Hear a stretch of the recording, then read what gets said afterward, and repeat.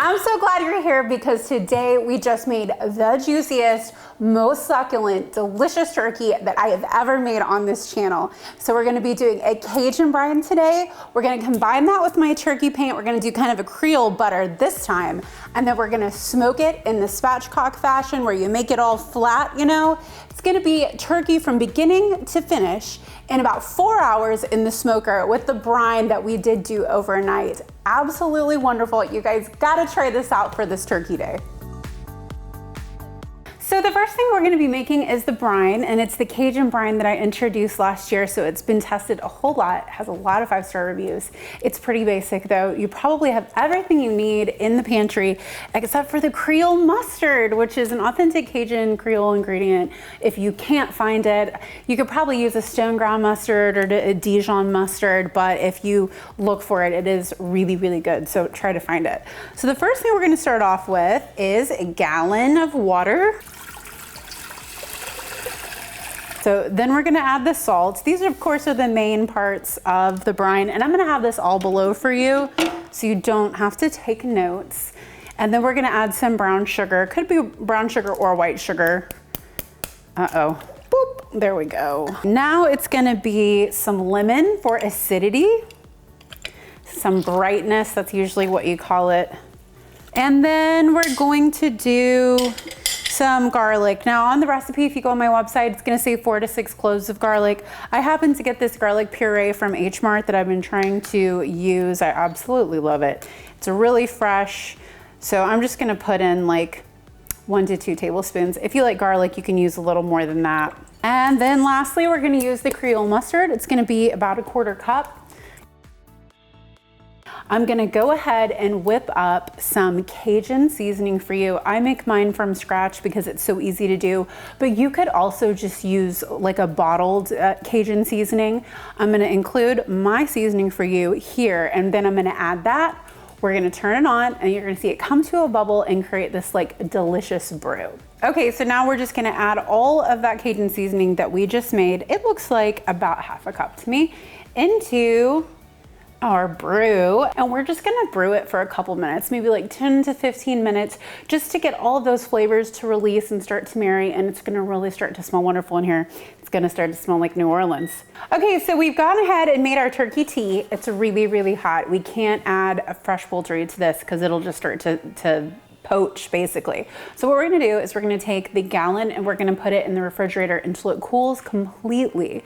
And then after we have our brew, we're actually gonna add an additional gallon of water. It's gonna fill up this great container that I have for it. So first, let's cool this off. It smells wonderful. It smells like the French Quarter in here.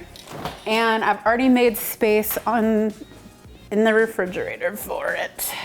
Okay, all right, now let's spatchcock our turkey. So when we spatchcock a turkey, what we're doing is we're making more of a surface area for it to cook on, and it also cooks in less time than when you do the whole bird. I know, because I've always done the whole bird. The spatchcocking is so much better. So all we have to do, it seems very intimidating. Anytime you're butchering a piece of meat, if you don't butcher regularly, it can cause a little bit of, you know, some anxiety.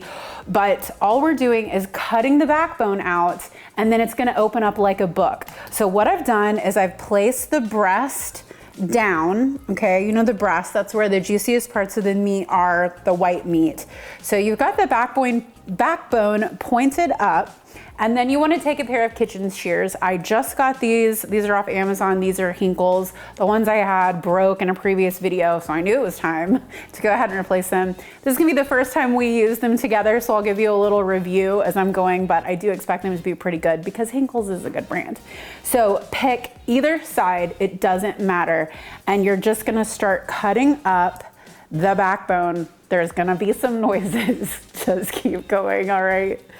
So, oh, there we go. Okay. It's pretty easy. I like these Hinkles. Okay. Almost there. Let me turn them around a little bit. Okay. These rock. Okay, I'm telling you that right now. So we've got one side of the backbone opened up, okay?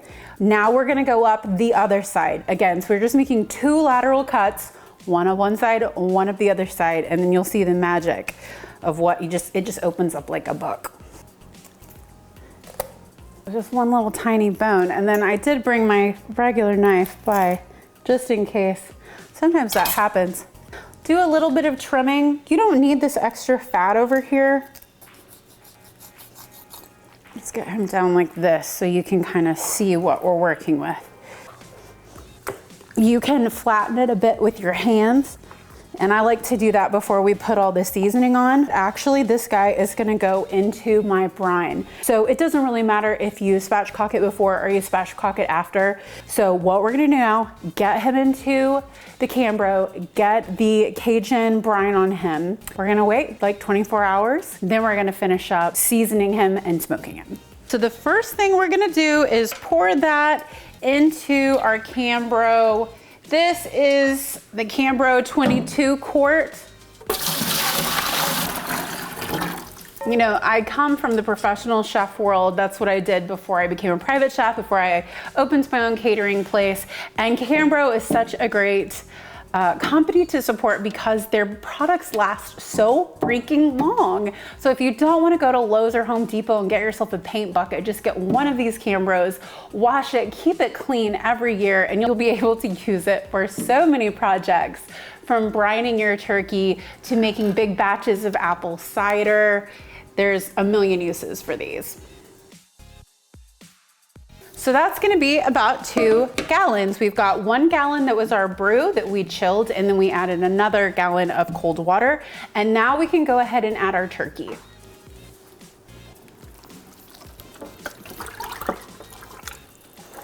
He fits perfectly and he's completely submerged, which is exactly what you want.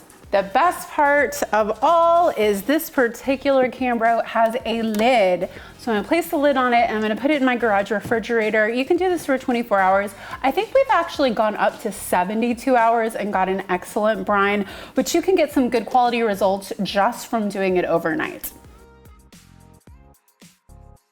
Good morning. All right, so you can see that our brine has done its work, and now I'm just going to remove the bird and I'm gonna place it on a cooking sheet, just something that we can use so that we can go ahead and put a compound butter, or like we use on this channel, a turkey paint on our turkey so we can prep it to go out to the smoker. Okay, now it's time to whip up, you know it and I know it, my turkey paint.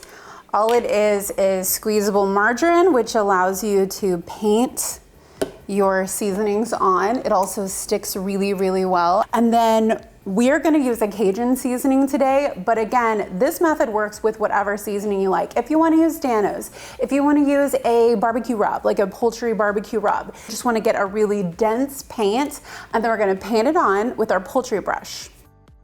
I'm smoking the bird at 225 degrees today on my pellet grill using a competition blend of pellets, and I'm prepping a clean probe thermometer. It's easiest to have a little help getting the turkey on the pellet grill, but you can always touch up the turkey paint if once she's settled, it kind of needs some help. Place the probe into the thickest part of the breast and close the chamber. I'm expecting to smoke for about 2 hours without opening the chamber before the turkey paint is set, and I can spritz with apple cider vinegar if I choose. My 21-pound turkey took 4.5 hours. I think you could cut it down to 4, but the spritzing does add about 30 minutes of time on, and I am absolutely thrilled at how she looks. Come on now. Look at this, look. It should be illegal. It's dripping all over my kitchen. You can find this recipe below. You can also find a printable recipe on urbancowgirllife.com. That's my blog. It's gonna have all my recipes on there in like a printable, easy to understand format, as well as step-by-step photos. I hope you guys try this for your turkey day. I'll be seeing you next time. Bye.